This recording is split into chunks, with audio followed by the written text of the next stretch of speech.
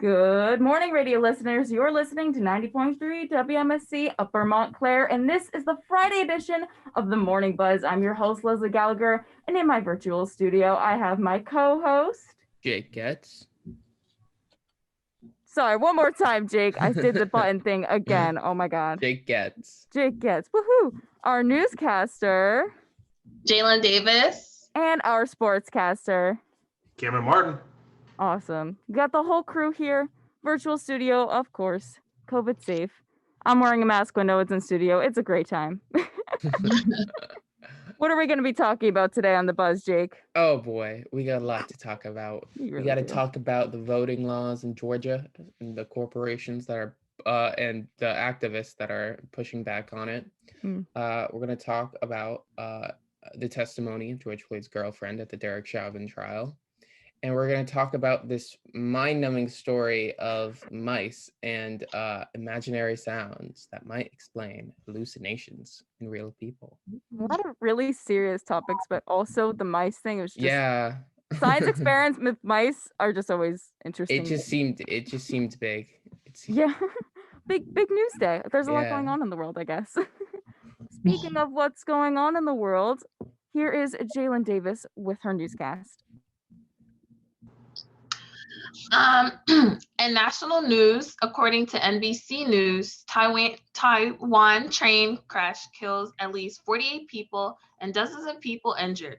A total of 66 people have been sent to the emergency room, says officials. The island has faced its worst rail disaster in decades after the train hit a truck and after derailed. Next, in other national news, according to Fox News, Derek Chauvin is said to be on trial, George Floyd's killer. George Floyd's ex-girlfriend testifies about his drug use and their relationship. Courtney Ross says how she and Floyd met in 2017 at a Salvation Army shelter. Lastly, in international news, according to CNN News, we must wait to be fully vaccinated before resuming normal activities. Health experts plead to Americans with fears still growing that the U.S. may face a fourth surge of COVID. Health experts beg Americans to continue taking precaution until they are fully vaccinated. And for today's weather, we have partly cloudy skies with a high of 41 and a low of 27, with winds up to 15 miles per hour. Today, we have sunset at 7:22 p.m. and a very windy night.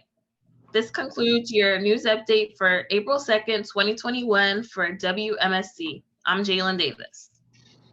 Awesome, Jalen. I'm not looking forward to the windy night, but, you know. Yeah, the wind is crazy. The wind was crazy, honestly, walking up to get to the studio, too. I was just like, no, I just want to get to the studio in peace. Exactly. Yeah. Not me complaining about the weather 2 weeks in a row on the Buzz, but anyways. I don't blame you. Yeah, I know. I guess I just... It's a Friday thing, I guess. Friday thing, right? Alrighty, Cam Martin, what do you got for sports today? Well, we had a lot of sports yesterday. First of all, baseball came back opening day. The Pirates took on the Cubs. Brian Hayes hit a 2-run home run, and the Pirates never lost a lead since. Pittsburgh wins it 5-3. The Phillies took on the Braves, and it came down to the bat of Gene Saragusa.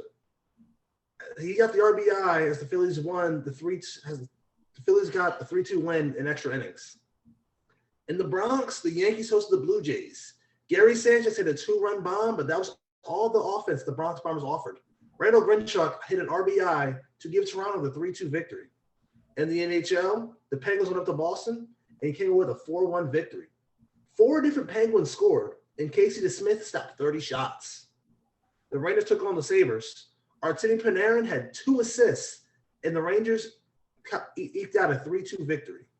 The Islanders hosted the Capitals. Matthew Barzal was responsible for 5 points and got a hat trick, as the Islanders won 8-4.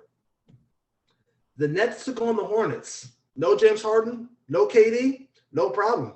Kyrie had a double-double, and Jeff Green dropped 21 points in the 111-89 showing in the Barclays Center. Miami took on the Golden State Warriors. Jimmy Butler had 22 points, and that was enough to outlast Steph Curry's 36-point double-double and gave Miami the 116-109 victory.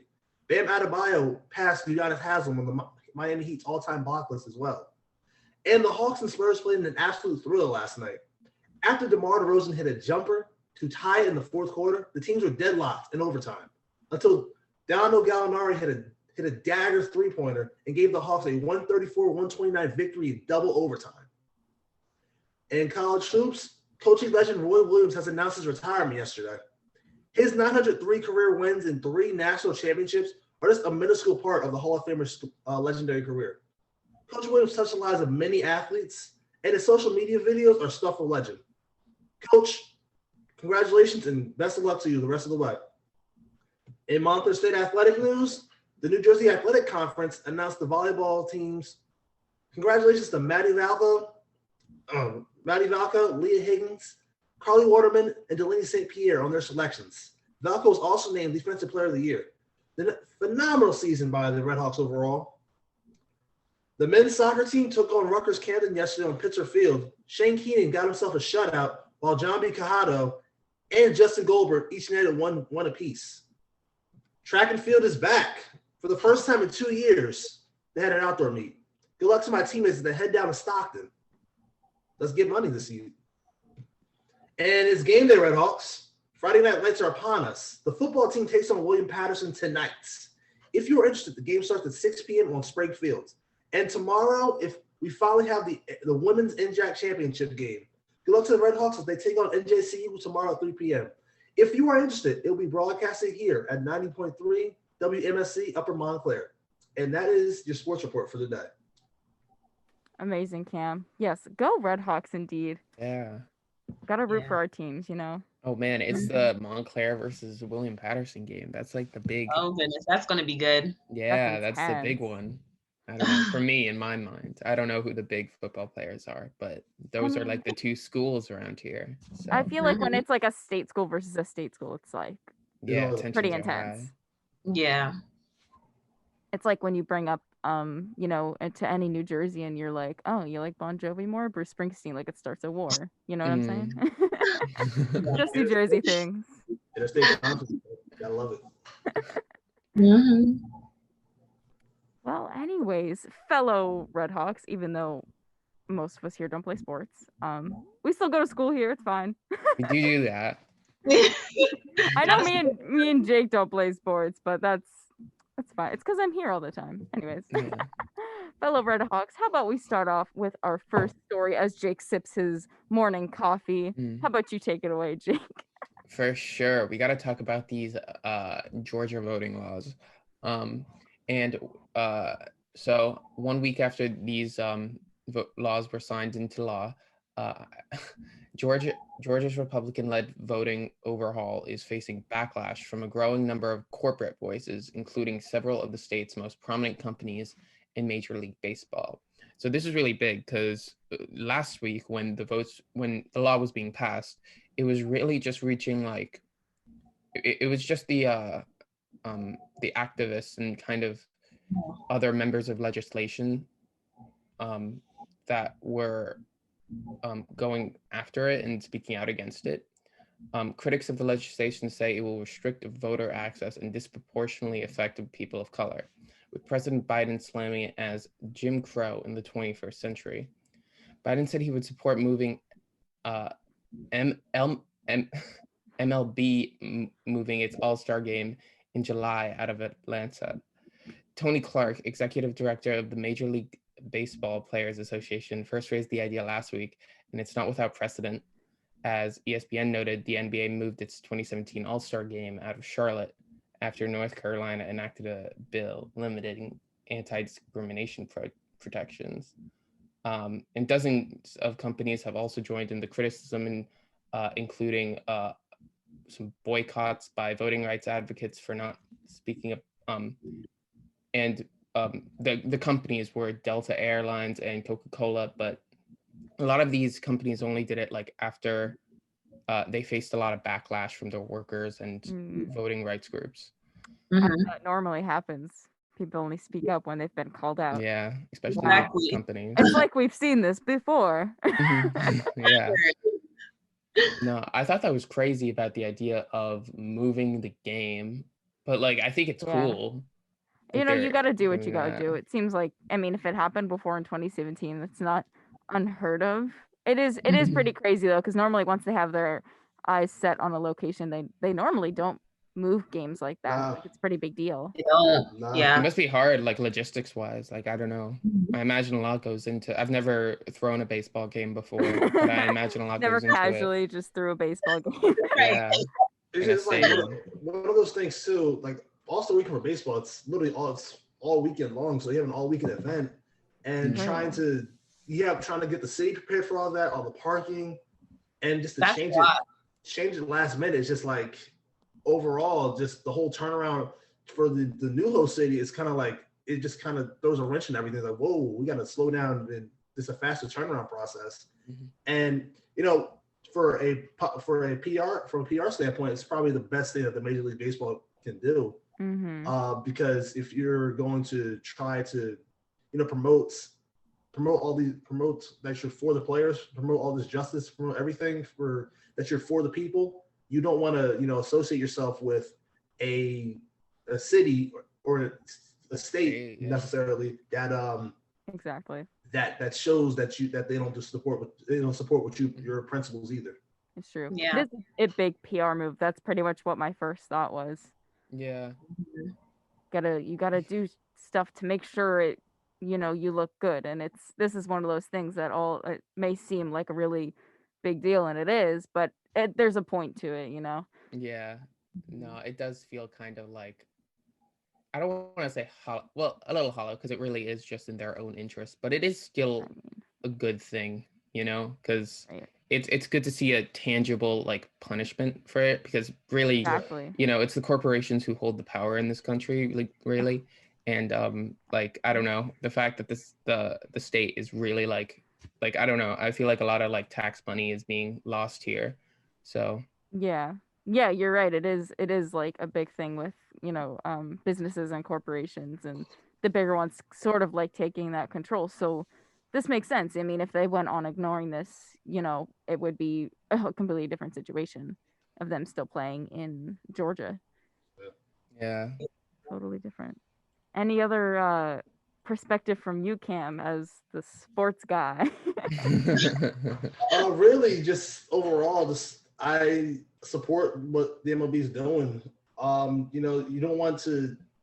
First of all, baseball is it's the national pastime, and over the years, football has kind of overtaken that as being the most viewed sport. So trying to connect more to the people, trying to show that your principles don't match the same as where you're hosting. Like you're trying to have a different vision than the government, trying to promote peace, justice, and all the good stuff. It just shows that they care for the people, and overall they just want to make sure that that can generate more viewership among the nation.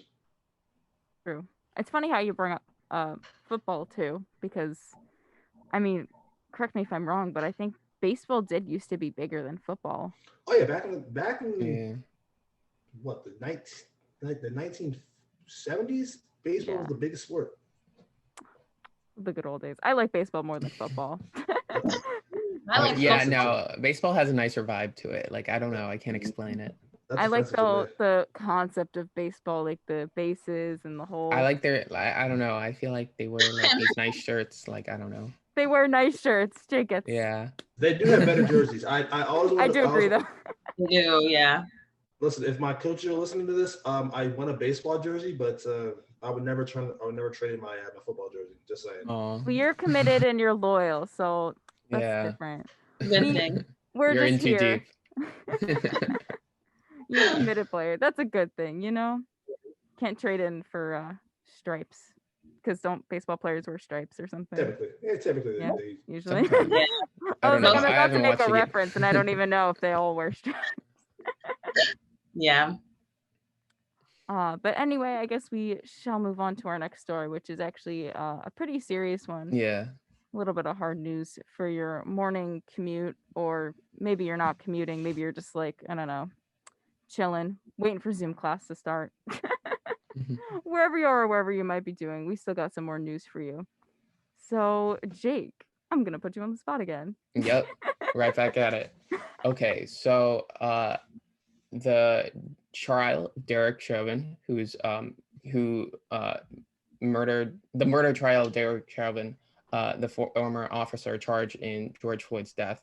The trial's been going on. Yesterday was its fourth day.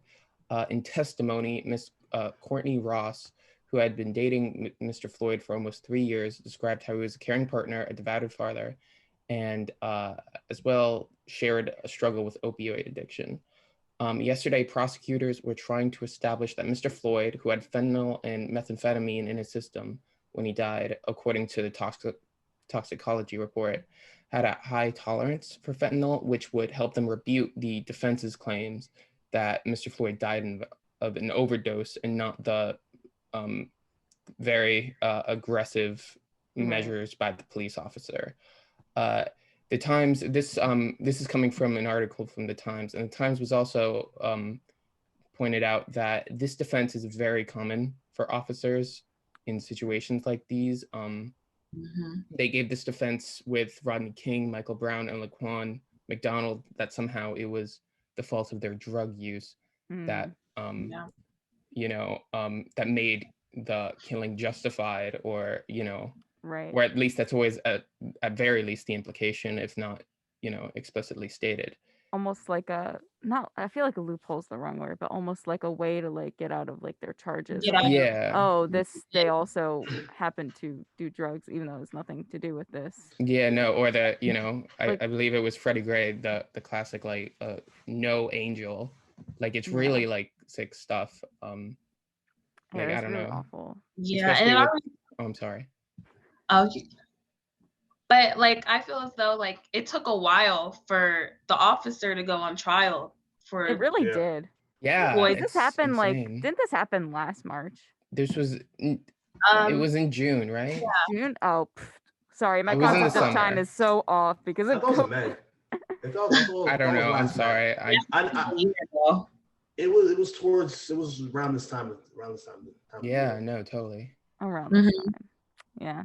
But yeah, I agree with you. It took a long time for them to actually go into trial. So like that's it's ridiculous. But the way I see it is this, George Floyd, he was changing. He tried to be the best man he could. We all have trouble. People have passed. People make mistakes in life, and as he made an attempt to better himself for his daughter, and it was evident he cared for his partner, he cared for his daughter, he wanted the best life he could, and at the same time,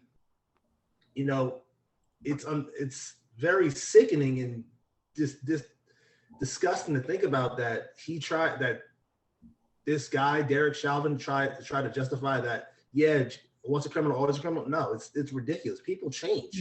People always try to make a difference. And they're constantly bringing up his past, like with his drug use. I don't feel like that's fair, technically. It's not at all. Yeah. It's a funny thing they mentioned the past, because I saw an article yesterday I was on Twitter, and it was talking about how Derek Chauvin did the same. Twitter's a great thing. It's not cool. Yeah. It said that Derek Chauvin was he did the same thing to a 14-year-old boy. Oh wow! And the same maneuver. I forget what they call it. Yeah, the same maneuver. And with that, it's just like if you're trying to bring up George Floyd's past, why don't you bring up Derek Chauvin's past and shine light on what he's done. Yeah. Why keep bringing up? Why keep saying, oh, he was into drug abuse? Why would keep bringing that up? Why don't you just bring up all the faults? The word I've lost track of the word, but all good. We're with you. We're with like you. All that. If you're gonna bring up what George Floyd did in his life, why don't you bring up what Derek Chauvin did in his life? All the faults, everything. If you're gonna try to justify one thing, why are you gonna try to defend this other guy for doing for saying that he's a saint. No, he's not a saint. Just look at his past. Look at his records. Exactly. And people will bring up like all sorts of arguments for that. It's like, oh, he's a police officer, and like there's more to it. And if it's the same thing. It's like if you're looking into George Floyd's past, trying to find fault in him for whatever this reason happened. There's no reason this should have happened, obviously. But some people will be like, trying to blame him for it, even though he's literally the victim. But you're right. They should also be looking into Derek Chauvin's past. I feel like we're all saying his last name different, and I need to know. I don't know how to say his last name. I don't know how to say his last name either. It's a bad last name. Day 4 of the trial, so I do feel like there's still time for them to bring up his past. So I'm praying. They probably will, honestly, because that's the whole part of a trial is like trying to make I guess from all the crime shows I watch, maybe I don't really know that much. No, me too. But like they normally bring up a past to make someone look more or less credible. Yeah. Yeah. So I like how hope for the best. Yeah. One thing that we can say though confidently, I feel like about George Floyd is that multiple times people who have known him in his life have said he's like a good person, Exactly. Which is like just reaffirms like he is a good person. I mean, we can't personally know him. We only know what we hear from them. They all say he's a devoted father and a really caring person, and it doesn't matter if he had a drug addiction. I mean, and I think it's strains. I'm sorry. No, I think okay. It's also worth mentioning that like, because they were talking about how his girlfriend had also had struggles with this addiction, and they both their addiction both started with medications.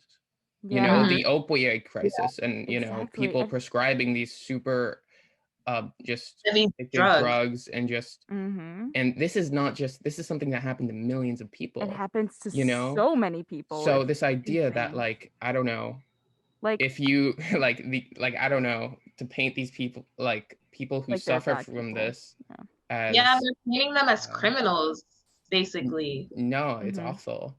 Yeah. Especially when it's such a systemized, like, large-scale thing that affects so many people. Yeah. Exactly.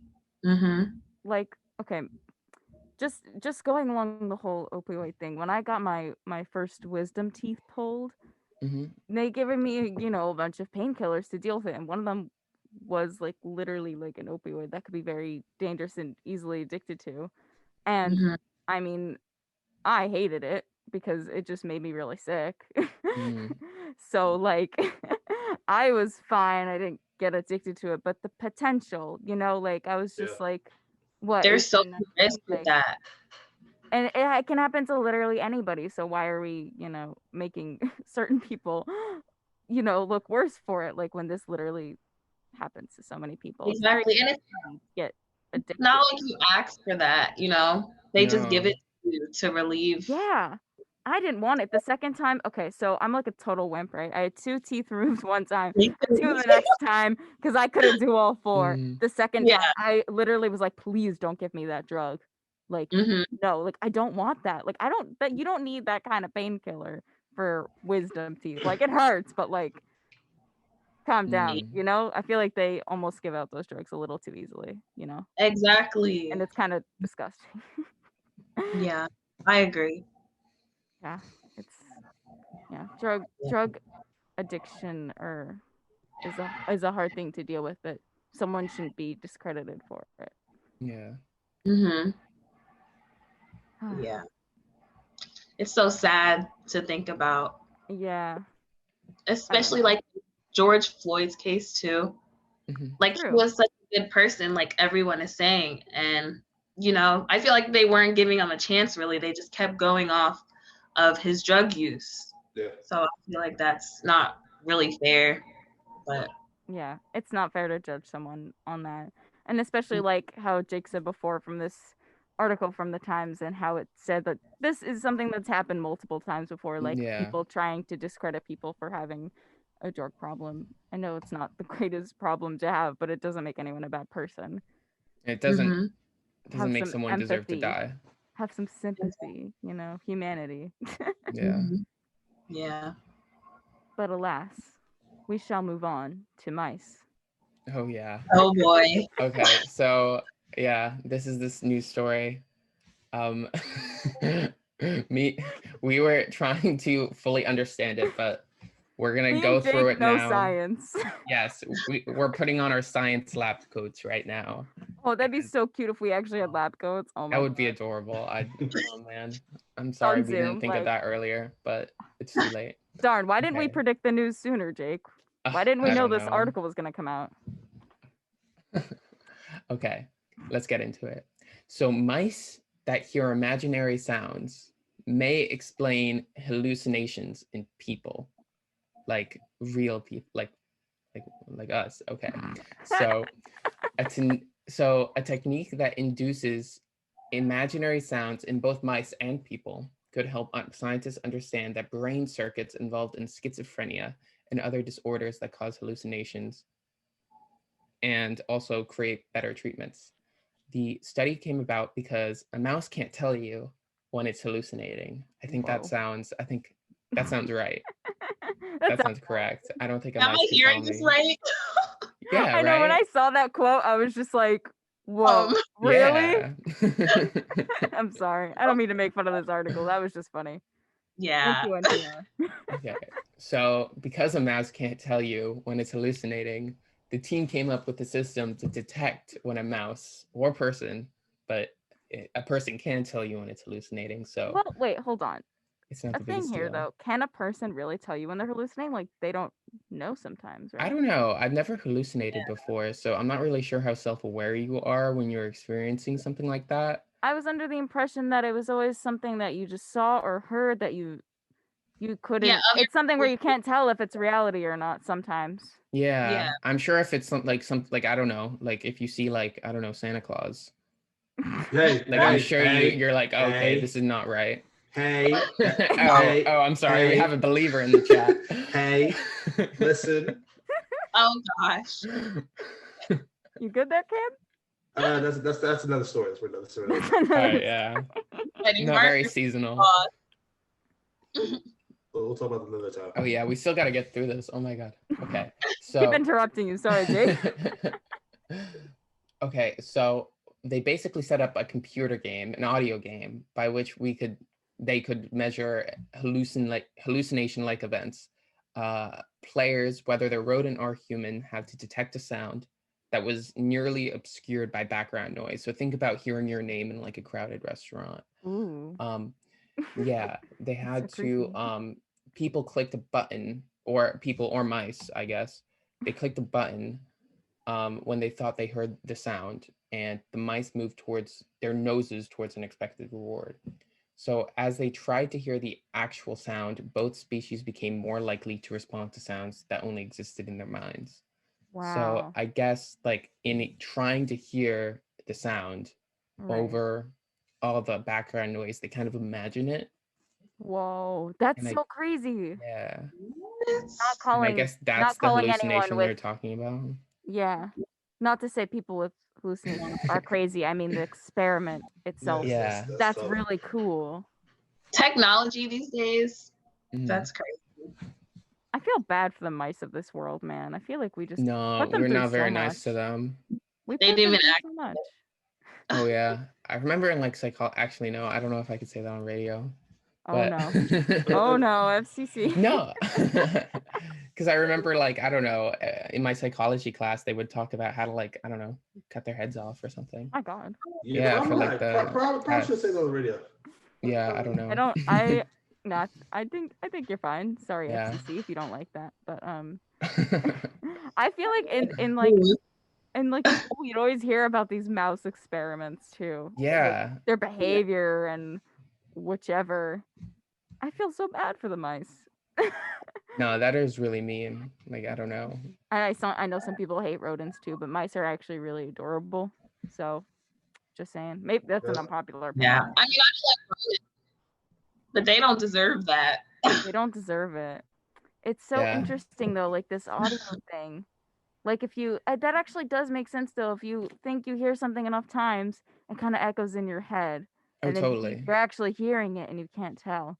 What's interesting to me is since they, like no one, if it's like a real hallucination that you think is real, then I'm interested to see like how they noticed when people and, the mice, like how they could tell that they were hallucinating versus when they're not. I guess more of like a behavioral visual thing or the Yeah. click thing. I don't know. That's just so interesting to me. That's pretty cool. I want to see it. Like, Yeah, we'll test that out.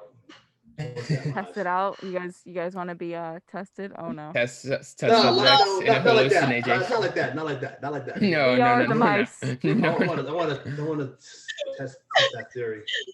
Yeah. I don't mice though. I know.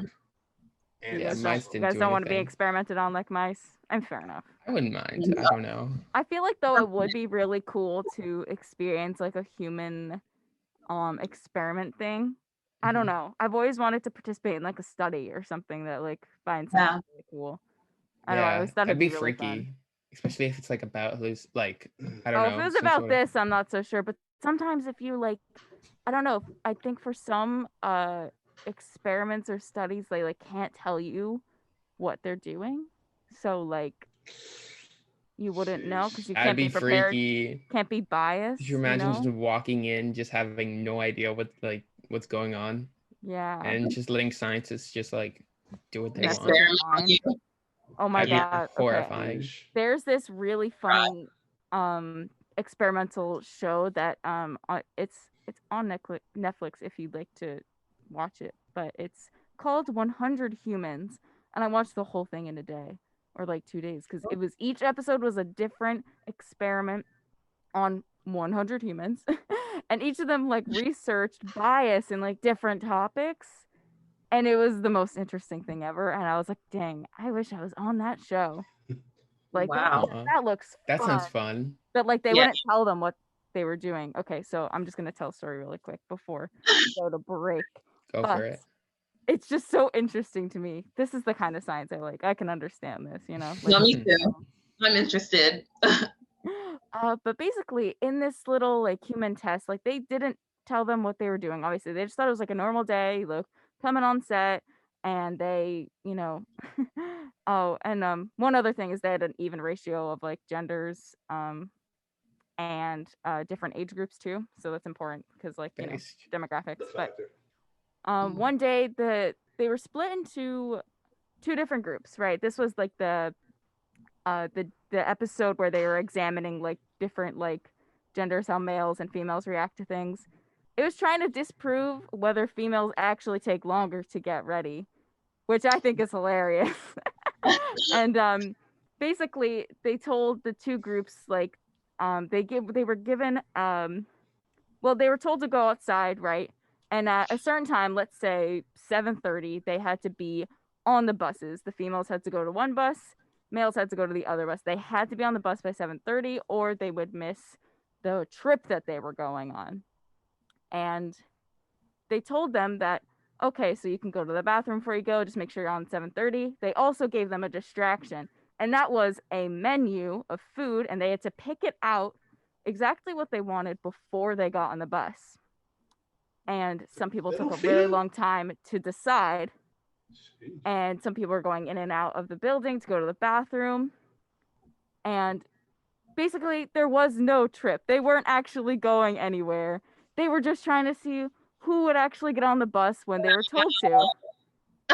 Most people did not get on the bus, and they saw that the buses were leaving right at the time. And like, I'm pretty sure there were more females than males on the buses. But like most people like were not on the buses, and they saw the buses leave without them. They were like, oh my God, they left for the trip without us. Like they didn't actually think they would leave. It was really funny though. Wow. It was just like the shock on their faces. They were like, that's funny. It was so funny because they were like, I just wanted to pick up my lunch. But like Aww. all of them were just like late. It was, I don't know why. It was like so funny to watch people going on and off the bus because they were like, oh wait, I need this one other thing. Let me go back inside. And then they would miss the bus. It was hilarious. That was just one experiment that I watched. That sounds show. realistic. That sounds yeah, that sounds about right. Because you think they're bluffing. You think like, oh, you're gonna leave at the time. No, you're not. You're gonna wait for me. And also, yeah, people do have that thing of like, oh, it's fine to be late. It's fine. I can take my time. And it's funny because when they got on the buses started going away, but they weren't actually going anywhere. So they literally like took a circle, and then the bus stopped, and the people on the bus were like, "What's going on?" And they were like, "We're actually not going on a trip, but congrats, you passed the test today." Wow, I feel bad for everybody involved in that, because if you didn't get on, you had to you just got ditched. Yeah. And if you were on, you just got like played. Disappointed, honestly. Like either way, there's no lunch, there's no event, there's no trip. There's no lunch. That's the cake is a lie. Like, the thing is, like, the menu looked so good for this. Like, it was like the coolest like things that I've seen. I don't know, like it just seemed so fancy. It's like, oh, you get a nice lunch on this trip. There's no lunch. Oh wow. Well, should have gave them lunch though. That's just for being on the show, honestly. Yeah. That's messed up. Yeah, give us free food at that point. That's a crime. That's a crime. Free food, right? Alrighty, we're gonna take a little bit of a break here on the Morning Buzz. You've been listening to 90.3 WMSC Upper Montclair. We'll be right back. Good morning and welcome back to the Friday edition of the Morning Buzz. And in the Real Studio, I'm Leslie Gallagher. In my virtual studio, I have my co-host Jake Goetz, our newscaster Jalen Davis, and our sportscaster Cam Martin. And we are back from our break. Always nice to have a break. And honestly, our little PSAs and features are so funny. I was laughing the whole time. I know. Shout out to anyone who's ever done production. That's what the production team at WMSC here does. They make and produce all that stuff. And they do a great job. So I'm shouting them out today because I love what they do. They're so funny. And I don't know how they do it because I'm not funny. Just roasting myself here casually. But anyways, we've got actually a really interesting story that really caught my attention, and it caught a lot of people's attention. In Kansas City, there is a newspaper that is 89 years old, by the way, and it's called Northeast News.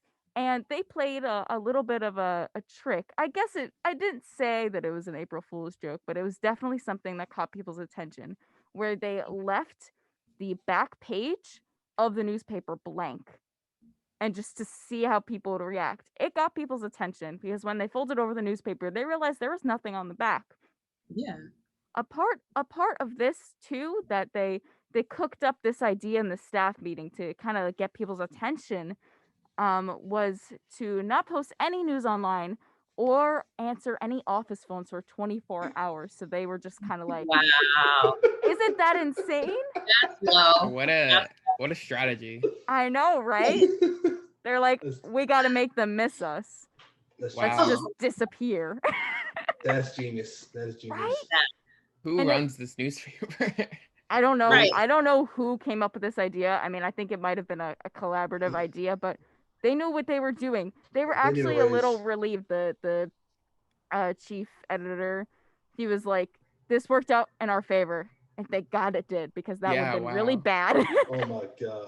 But it seriously did work in their favor. So much good came out of this because people started to appreciate them a little bit more.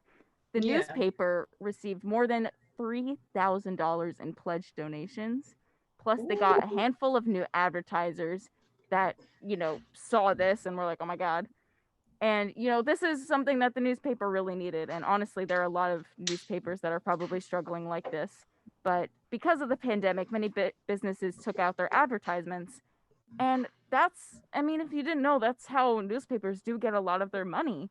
Because that's just how it works. But when businesses couldn't afford to have those advertisements, because they were losing money themselves, they took out their advertisements. The newspapers lost a lot of money.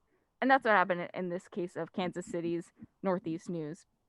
And this just blew my mind of how they're kind of changed the game and made people notice them and appreciate them. Mm-hmm. And that's the thing with a lot of newspapers and journalism, is that it's not dying. You always need news, right? But it's the thing of like paper newspapers, physical ones are like going out of style, and people have this assumption that if it's online, you don't need to pay for it because it's free for everybody. But then, if there's no physical newspaper they're making money off of, and they don't charge people for online, it's kind of like a interesting situation. There's no business generated that way. Yeah, it's exactly. just ads. not making as much money as they used to, and it's unfortunate because news is so important. Yeah, It is. Here we are, we talk about news for an hour on this show, and it's a little bit different. We're college students. We're doing this volunteer basis. yeah. We don't need to be paid. We're doing this because we like it, But, for people working in this industry, it's a little bit different. They need to be compensated. Yeah. Are any of you in journalism, the major, or no? I wanted to get into it, but it's a lot of writing. It is a lot of writing. Yeah. I think a lot of people consider it because it is a very interesting field. Yeah, definitely. I think most of the School of Communications majors are like journalism adjacent. Yeah, if that makes sense. Like I'm a TV major, but I definitely think that like, I don't know. Right. I mean, everyone needs journalism. Yeah. To be honest. Yeah. It's true. Like I'm a sports media major. I literally have to sit down and write every script and just seeing that. So, it's cool. Like doing that. I enjoy doing it, but like really seeing it, just really having that be appreciated that that the newspaper industry is not dead altogether. It's just nice. It's just relieving to see that people still want to hear the news. People want to see the news physically, and first of all, shout out to the Northeast Ledger for that.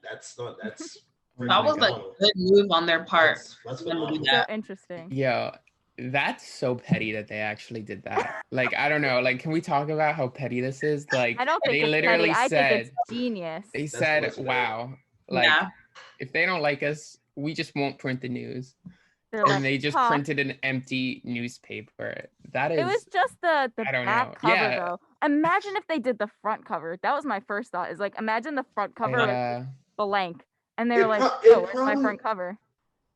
Honestly, it probably would have backfired on them if that was the case. Yeah, they knew to do that. It probably would have backfired. People probably would have saw like, oh well, that's just a blank piece of paper. Like people would have just like this. Like, why'd I pay for this? Exactly. Like. I mean, it got their name out there, so. Yeah, no, we're talking about it. I know, we're talking about Kansas City all the way in Jersey, so got our attention. And to be fair, are most advertisements on the back page anyway? On the back, like I think it depends on the newspaper and the layout, but I think some are throughout because but I think a lot of them are on the back. But if you'd like to check out the image of this blank back part of the newspaper, you can check it out if you'd like to on AP News. That's where I found this article. It's a very interesting image, and it's just like the back cover is just blank. And I was literally like, I looked at that and I was like, whoa. Whoa. It kind of looks like the front cover. It does kind of look like the front cover. That's why I was also like, oh, I am sorry. Okay, hold on. Is it the front page? I've just realized I've messed up in this story. It is the front page. Why did I think it was the back page? I'm so sorry for that misinformation. It is the front page. Yeah. Wow. Is it that startling? That's ambitious. That is ambitious. They're low for that. They're low. They really said, "Oh my god." for a visual for anyone who wants to hear, it's just the Northeast News logo up across the top, and then just nothing after that. Isn't that insane? Oh my god. Okay. So weird though. Imagine being that bold. Like, oh my god. Imagine being the trees that paper was printed. They got tag yourself. I'm the trees that jump. I'm the tree. Right. They got lucky on that. Yeah, no, that would have been. Could you imagine if like this didn't work out? That would like been everyone really just looked at them and was just like, "Why did you do this?" Because that totally could have happened, and they would have been. I don't know. It would have looked bad. Yeah, it wouldn't have looked great. But another good news story, if you want to get all up in the good feels for your Friday morning, we got a cute little love story of how this couple in their 70s recreated their wedding photos 50 years exactly from when they've gotten married in March of 1971. And the recreations Jake is going to share a screen and show for those who are watching on Facebook Live or later on YouTube. Yeah, but I'm figuring it out. Sorry, I'm being a boomer. it's okay. You do that. I'll just talk about how cute these people are. The wedding photos are actually like honestly, I feel like when people do recreation photos, it's like ever so slightly off, and it doesn't look exactly right. But they got the framing so good here. Yeah, it does look good. Right? Isn't this just an awe moment? You're like, this is so sweet. That is so cute. And she is wearing, this is Carolyn and Kelly Gay. Carolyn is wearing the exact same dress she wore in her 20s. Okay. Right? Queen right here. She's wearing the same dress. Wow. Oh, and she looks beautiful too. They both look great. She just really wanted to recreate, if you scroll down to the last photo, it was like a really special, yes, this one, how this like special like overlay of like an image of like Jesus was like really, I don't know, like she really liked it and she really wanted to create this one specific photo because of like I guess the more religious meaning. And then they ended up recreating all of them, but this one was the one she really wanted to recreate. Basically, if for those of you who are listening, it's like more of a bird's eye view of the church, where the husband and the wife are right up at like where they say their vows and all that, and as like a faded Photoshoppy overlays. Yeah, it's like a double exposure. Yeah, it's really cute. I mean, if that's your thing, that's beautiful. It is really nice. They really recreated it really well. It would have been really cool though if in the recreations they could have had everyone. Yeah, they could have had more people. Yeah, but they could have put people in the. I guess it makes sense. You don't want to gather a bunch of people just for the photo. There's this thing going on called Oh right. COVID. Yeah, forgot about that. I think I've heard of that. No, but yeah, if it wasn't COVID, and that would have been so cool if they could have refilled it and like relived that moment with everyone. Like that would have been so adorable to me. But that would have been very cute, but unfortunately. I love little stories like that. I don't know, just like love is still alive after 50 years. That is so sweet. Oh my god. Okay. Wow. I'm like really getting into it now, but if you would like to check out those photos, they are on, if you'd like to, they are on goodnewsnetwork.org, the place where we get all of our good news, or at least that's where I get my good news if I need some pick me up. But anyway, on to our entertainment, film and news and TV news with Trevor Goya. Hello. How are you doing today, It's Trevor? actually Joya. It's actually pronounced like Joya. I'm so sorry. I keep saying it wrong because I don't have a good excuse, actually. No. Ridiculous. It's okay. Joya, because you bring joy. Yes. There we go. Actually, the Italian word. That's the actual Italian word. And I'm half Italian, and I should know that. Yes. Okay. But we have some big news. Today, Godzilla vs. Kong had the biggest opening day during the pandemic, with in the United States with $9 to $6 million in the box office. Oh wow! That's the first time we've ever seen a movie cross 9 million during the pandemic. Wow! It is crazy. This is good news. This is really good news. This shows the fact that the viability of theaters are going to be a thing. Yeah. After I think that now even more, because if movies like that, $9.6 million, can make it at the box office, and worldwide it's currently at $400 million. Yeah. Like 160 million roughly. It's doing really well overseas and stuff. It hasn't hit Japan yet, but it will probably in a few days. So it's probably going to do really well in Japan. They have to, but I'm very interested in seeing the fact that they're going to probably start realizing that they should have delayed a lot of movies, a lot of them. And I'm starting to think that the theaters will probably take about a year to get back in business and stuff. You mean like the movie theaters? Yes. Getting back to normal? Yeah, because they're in a weird spot right now. Yes. I think this proves the fact that there's still a market for movie theaters. Yep. Absolutely. Yes. There's nothing like going to the actual movie theater and like getting some popcorn and actually sitting down in a movie theater seat. It's not the same like watching it on a TV or I've like on said your this. laptop. I've said this before. Even owning projector, it's not the same thing. It's not the same feeling. It's not really the not. same experience. It's like apples and oranges. But it's yeah. I'm sorry about this. I went to watch the MCU recently, and I remember just watching it in theaters and just like this having that experience watching it in theaters. It just doesn't feel the same watching it on my laptop. It's just like wow.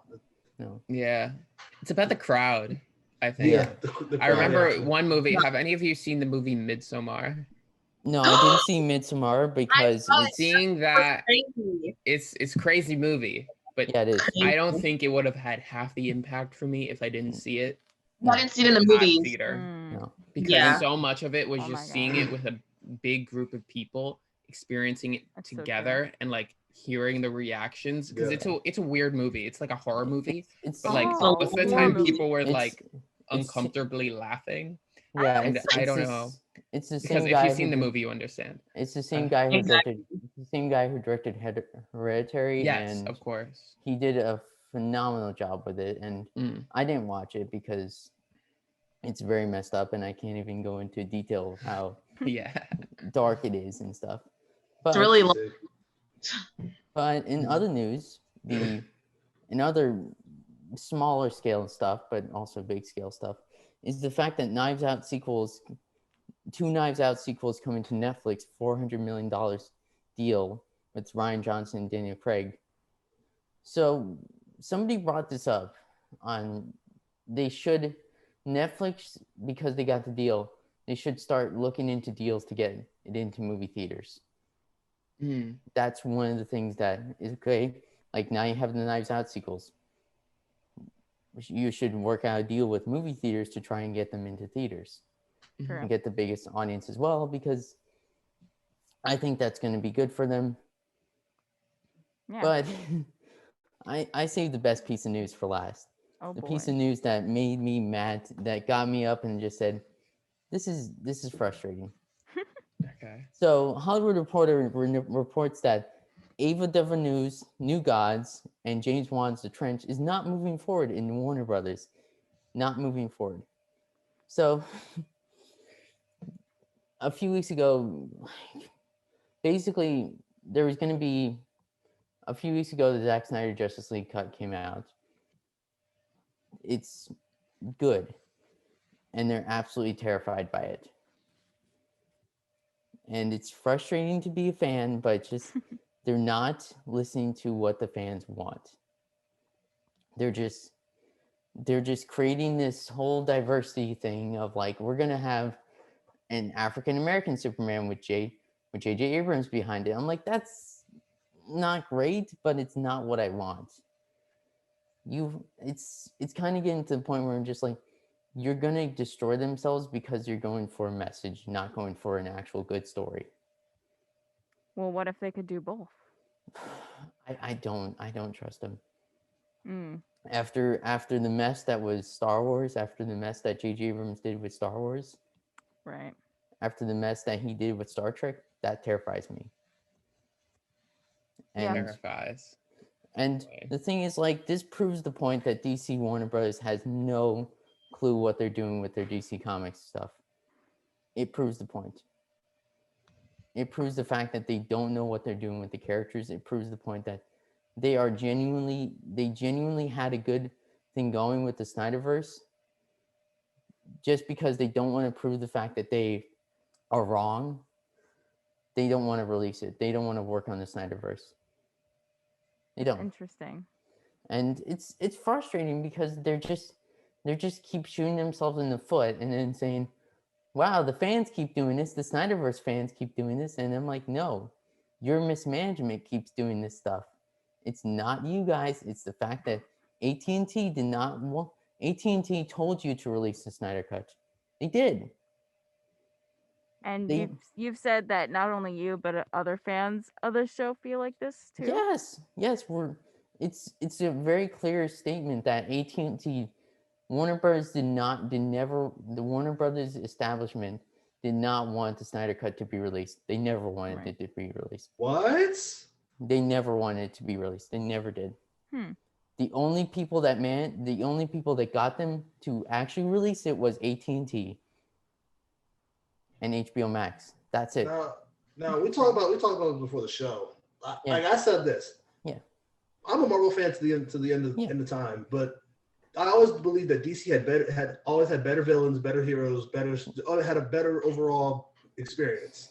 Yeah. Like they could do so much with everything they could. But they're holding themselves back from reaching their full potential. And it's as just an overall comic book fan, it's just frustrating because you want to be able to go to the movie theaters and like be able to argue that DC movies and Marvel movies. You want to be able to argue that. But since Warner Brothers is holding themselves back so much, it's just like there's no competition at that point.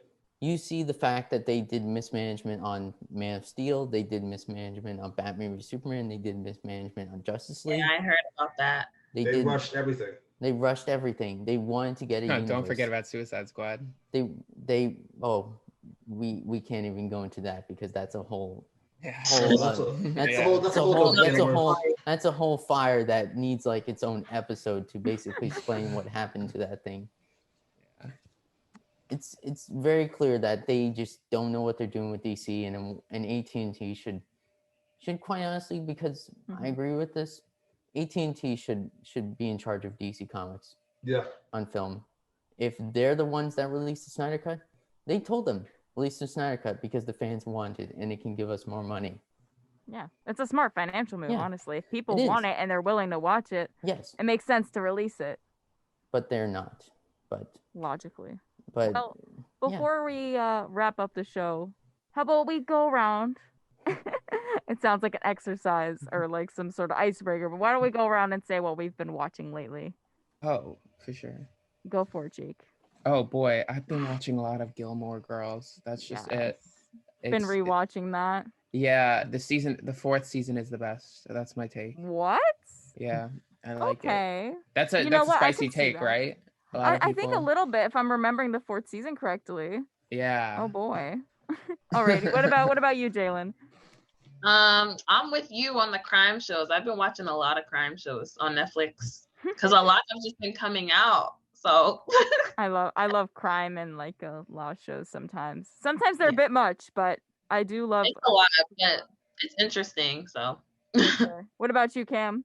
I've been rewatching all the Marvel movies and Falcon and Winter Soldier. Started watching that. Episode 3 came out today. Gonna go watch that after this. I also rewatched How I Met Your Mother. Yes. Nice. Yes. How I Met Your Mother. Okay, sorry. I'm so excited. I love that show.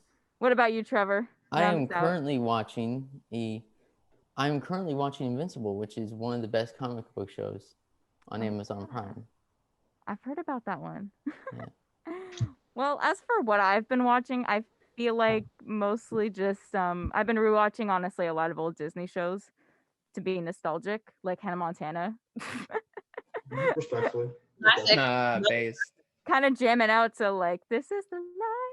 The letter from Miley Cyrus. Oh yeah. I actually started rewatching that before that. Oh wow. Okay. Yeah, I'm just committed to nostalgia, I guess. Awesome. But anyways, this is the end of our show. If you've just woken up or if you've just tuned in, sad to say it, but you're just catching the tail end of the morning buzz. And we will see you next week. Have a good weekend, everyone.